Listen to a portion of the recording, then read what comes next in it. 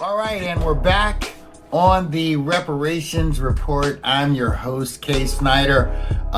Again, this is the Reparations Report. We're a brand new podcast.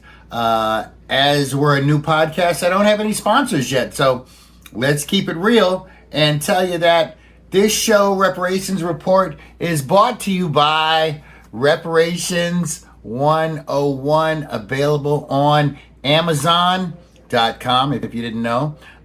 It's the 100-page primer that's going to give you the what, the why, the how much, and the who pays.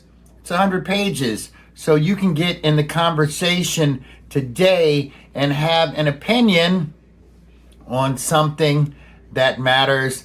That's our plug. That's our sponsor for now. Any sponsors ready to get involved and step up for something that means something for this generation and the next, get at me. Reparations 101, we are here. So now that that's done, the business is done, we're going to talk a little bit more about what the reparations report is.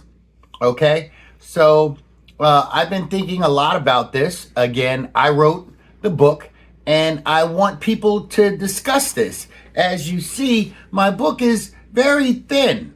All right. So obviously, I'm not saying I know everything about the reparations conversation. What this book is here to do is it's here to give you enough to get involved in the conversation. Because once you read these subjects in this little 100-page book, you're not going to shut up, because you're going to want to talk about this with your friends, with your family, with your kids, with your parents, with your loved ones, with your coworkers, because it's something that truly touches all of us if you want to call yourself an American, right? So, America, right? Where do you think it came from? Where do you think it came from? Somewhere or nowhere? All of this, all these malls, all this infrastructure, all of this sea to shining sea. You think it just happened in the last 50 years? Really? No, you don't, do you? So you know you didn't, but you don't know exactly where all of this came from. What we're going to talk about on the reparations report is exactly where all of this came from, in case you didn't know. Little things to think about, like the next time you drive across a set of train tracks, you have to ask yourself, I wonder if those train tracks were laid by slaves or laid by chain gang prisoners. Prisoners in a chain gang laid over 30,000 miles of railroad track in this country that are still in use to this day. They didn't get paid. They didn't get asked, right? They just laid the train tracks that you drive across probably once a week, twice a month. Union Pacific didn't even say thank you. These are the things that we're going to talk about on the reparations report. We're going to give you the what, the why, the how much, and the who pays. And after the generations have already achieved reparations, this video, this podcast, this communication, this conversation is going to live on, and people are going to know where the movement got its push. It's 2025, and it's time for our generation to actually take accountability, because part of what this conversation is about is accountability. In the same way that we're going to discuss Wells Fargo being accountable for the slave industrial complex, in the same way we're going to discuss B of A, in the same way we're going to discuss JP Morgan Chase, in the same way we're going to discuss the Tulsa Fathers, All right. We're also going to discuss what happened to black leadership. We're also going to discuss why isn't this conversation more in the mainstream? If the facts are already in place, we're living in the age of knowing.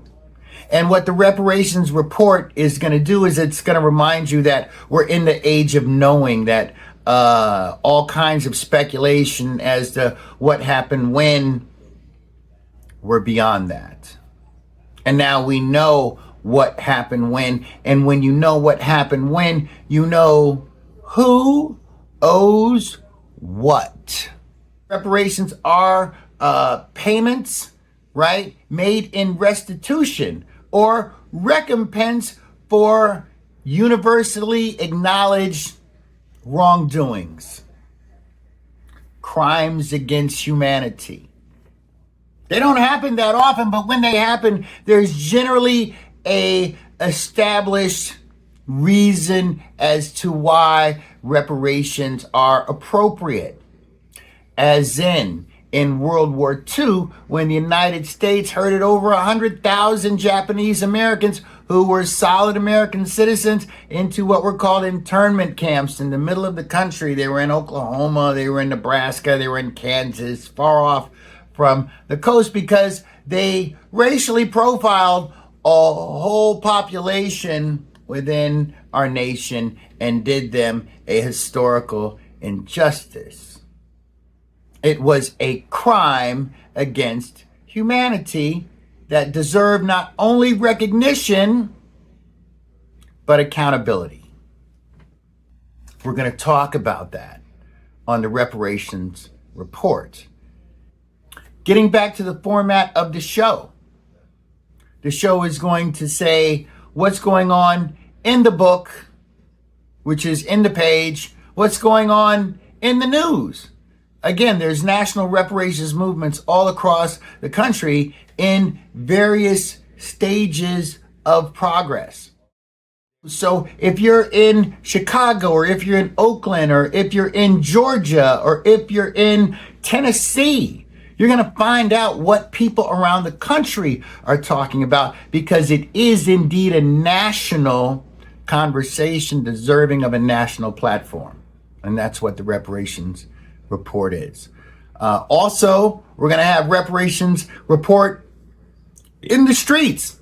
So you're also going to hear about where you can find me, where you can get your copy of Reparations 101, where the work of Reparations 101 is engaging with the public. This is a national conversation. This is a national movement. And what the reparations report is, it's your way to tune in and to tap in and to share the energy and spread this movement that's going to change your life and your children's life.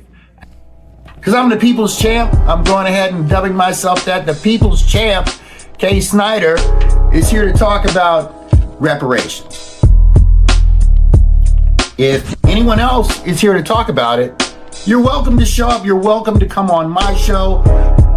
I'll go on yours. And we'll be right back.